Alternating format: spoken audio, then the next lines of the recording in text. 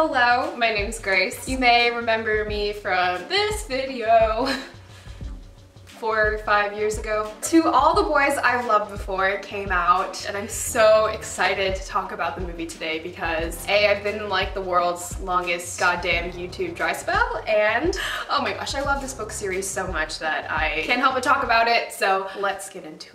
Alright, so If You Live Under a Rock, To All the Boys I've Loved Before is about a girl named Lara who writes love notes to her loved ones, and then basically one day these get sent out and Lara Jean's life turns upside down. I read this in 2014. Teenage Grace, just like fangirling over Peter Kavinsky.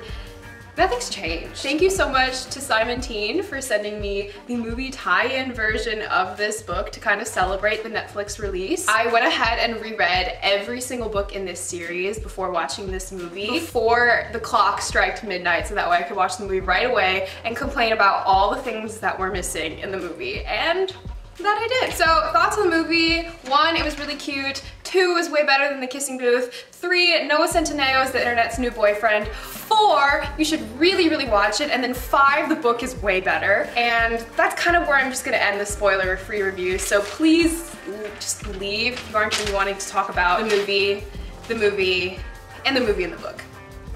Have a nice day. But all in all, it's a great film. You should watch it. This is a great time to be an Asian American. You know, media is finally catching on. It's freaking fantastic. So number 1, I really wanted to talk about my favorite, absolute favorite scenes in this film. A lot of them involve Peter, which is not a surprise to me at all. 2014 me is screaming about him right now. One thing about Peter was that I totally imagined him differently. I thought he would be more of like a hybrid between Douglas Booth and like Dave Franco, because Jenny Han in the books had described Peter Kavinsky as this super old Hollywood kind of look, and instead we got a Mark Ruffalo doppelganger. I'm not mad about it, but I'm just a little bit like, okay, so that's number 1. Favorite scenes wise definitely would be when Peter comes over to Lara Jean's house and she's baking cupcakes, and there's this like wide shot of like Mr. Covey and Peter shaking hands, and you have Lara Jean in the middle who's like, what is going on here, while she's like measuring the flowers. It's just great. Another scene that I really loved was when Lara Jean and Peter at the diner after the party. Peter all of a sudden is like, you're like totally judging me about Jen and something, and Lana Condor's facial expression is like, it was amazing. It was amazing, the chemistry between the two. But when we go back to the party, I think the single most like boyfriend thing Peter ever did was talking about drinking kombucha. That like nothing else makes you more than a dad than making sure that she gets home safely because you're not gonna drink and you're just drinking kombucha instead, which is just like, oh my god, that was a beautiful touch. I loved it. I loved it. I ravishly like stalked the internet after watching this film, and everyone was pointing out how Peter kept on saying whoa. And when I rewatched the film, I think that was just another fun thing that I don't even think the makers of the film realized. It was really funny to see that, wow, this kid is such a jock that he can't even like formulate words. It just takes him a little bit of time, I guess. Whoa. Hold on. Stop. Whoa. Hey. What's going on? Whoa. So one thing that I want to comment about this movie is that prior to its release, I was like freaking out about it. I got the book in the mail. Simon Teen had sent me like a face mask and a free Netflix code and popcorn. I know, the dream. I already ate the popcorn. I already used the face mask, and I definitely used the Netflix code. I was like hyping up about it with my friends, and then everyone was kind of just like silent. And then all of a sudden it comes out and everyone's like, Peter Kavinsky's my boyfriend. Peter Kavinsky's my boyfriend. And I was like, guys, I found Jenny Han's book in 2014 before it came out. Hello. So I just wanted to kind of like really announce discreetly on this channel that I am in fact a hipster, and I am in fact earlier than all of you, even though this video is kind of late. Okay, another thing is that right after Lara Jean faints like on the track, Peter's like, huh? What is going on here? And like doesn't even do anything about the girl that just like fainted in front of him, which I thought was really funny. Don't you go rescue them? Not just stand there like, what the heck? See, that's another example of the kind of time that Peter takes to develop things brain-wise. Like, if that's just him playing out his jock part, I understand that. Overall, I'm happy about the movie. It was really great. It was way better than The Kissing Booth, but Overall, I'm also super angry about like a bunch of things that were taken out because so many things were taken out and so many things were added, and I thought that I have to express my feelings about that. So thank you so much for watching and have a nice day if you have only seen the movie and haven't read the book, because I need you to go read the book and I need you to go to read the sequel and then the third book. Just read the books and then we can come back and have a nice conversation about all the things that this movie got wrong. Okay, moving on.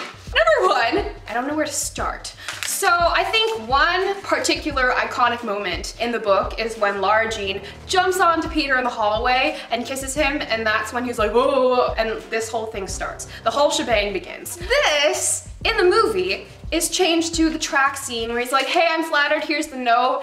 And then she faints, and then they kiss while Josh is coming. I didn't really like the change. I wanted to go back to the hallway where the jumping scene happened. I think it was just so much more authentic. It was so much more kind of in that high pressure situation, because in the film she ran away anyways and didn't really have to kiss Peter. So it didn't really make sense to me. Like in a school environment, in a hallway environment, you don't necessarily have that egress. You don't necessarily have all the escape routes. So you gotta do something. But she had an escape room anyway. I could've just ran. So like, that's one thing that I was like, oh my gosh, why did you change this? Why? Next, Chris's personality and like Chris's persona and her entire character was changed, and I was not happy about it because I thought Chris really brought out a lot of, you know, different personality sides in Lara Jean, and it was very, very sad, to put it lightly, to see her kind of just become a sidekick and not a character of her own. She was a sidekick in the book, but she was like, just different. Like I wanted to see Lara Jean's reactions to like the alcohol, the crazy things. I mean, Chris did go to a concert before going to the ski lodge,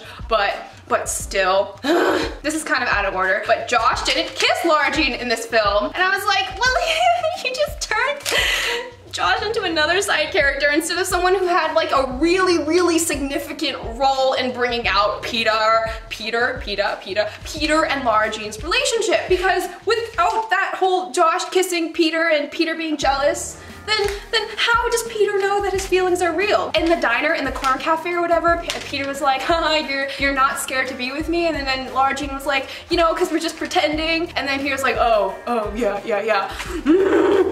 I really, really love being able to kind of see the development between Peter and Lara Jean through that like antique store kind of shopping and their at-school communications. The fact that Peter was always late to pick up Lara Jean, that is also another really important part to how their relationship builds in the book. To have it all eliminated, and then you add in like the super long scene after the dinner, and then you put more screen time for the Ugg boots instead of anything else, made me like really like, was this necessary? Because there are so many developmental scenes in this book that were cut out, and then there were things that were added, and then also we need to talk about Kitty sent the letters out of her goodwill because she thought Peter liked Lara Jean after the school scene where she backed up into Peter, not because she was mad at Lara Jean for almost saying that she had a fat crush on Josh. There was no antique store scene, which was like my favorite thing. Peter was like, you made the day fun. There was no interactions where they were like passing notes behind each other in front of each other in the classrooms.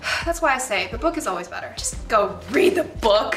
So I petition anyways for a sequel because I think the books and the movie altogether are going to be separate, and if you love the book, then just go reread the book, which is obviously what I did. Thank you so much for watching this review of the To All the Boys I've Loved Before movie. I did enjoy the movie, like I said. Let's just give John Ambrose some screen time. Come on, because the Ugg boots. Come on, the Ugg boots got more than John Ambrose, and I think that is a disgrace. Alright, if you like this video, please give it a thumbs up, and if you'd like to do more, subscribe to my channel. Do not watch my review from 2014 because it is the cringiest thing ever, and I called Margot Market. Definitely not one of my prime times. Have a nice day. I'll see you in another video. Goodbye.